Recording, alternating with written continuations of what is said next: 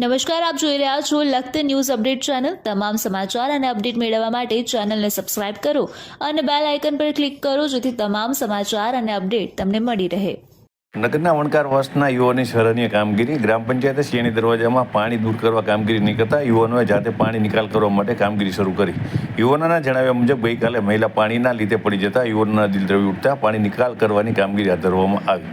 Lakhtar state દ્વારા બનાવવામાં આવેલ પૌરાણિક ગઢમાંથી સિયાણી દરવાજો લખતર ગામના મુખ્ય પ્રવેશ દ્વાર સમો છે। આ દરવાજામાં છેલ્લા 3 દિવસથી વરસાદી પાણી ભરાઈ રહ્યું હતું અને લખતર ગ્રામ પંચાયતના કહેવાતા વહીવટદારો કોઈપણ પ્રકારની કામગીરી કરતા નહોતા।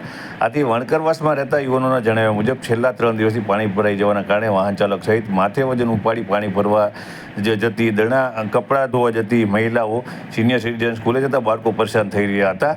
યુવાનોના જણાવ્યા મુજબ ગઈકાલે એક મહિલા પાણીના લીધે પડી ગઈ હતી। આથી યુવાનોના દિલ દ્રવી ઉઠ્યા હતા। યુવાનોએ જાતે પાણી નિકાલ માટે ગટર બનાવવાના ભાગરૂપે તેમના દ્વારા આજે જાતે ગટર બનાવવાનું શરૂ કર્યું હતું। સાથે લખતર ગ્રામ પંચાયતની કામગીરી સામે રોષ વ્યક્ત કરવામાં આવ્યો હતો અને તેમના દ્વારા જણાવવામાં આવ્યું કે છેલ્લા 3 દિવસથી આ પાણી ભરાઈ રહ્યું છે। મહિલાઓ, વાહન ચાલકો, નાના બાળકો, સિનિયર સિટીઝનો સહિતના લોકો પરેશાન થઈ રહ્યા છે। તેમ છતાં લખતર ગ્રામ પંચાયત દ્વારા કામગીરી કરવામાં આવતી નથી। આથી તેઓને લાગી આવતા તેમના દ્વારા આ કામગીરી હાથ ધરવામાં આવી છે અને પાણી જે સિયાણી દરવાજાની અંદર જે પાણી ભરાઈ રહ્યું છે તે દૂર કરવા માટે થઈ અને તેમના દ્વારા આ કામગીરી હાથ ધરવામાં આવી છે। તેમના દ્વારા ગટર બનાવી દેવામાં આવશે અને તેના કારણે જે આ પાણી છે તે સિયાણી દરવાજામાંથી નીકળી અને બાજુમાં જે ગટર છે તે ગટરની અંદર પહોંચી જશે। આ સિયાણી દરવાજો હોય ત્યાં પાણી ભરાઈ રહે છે।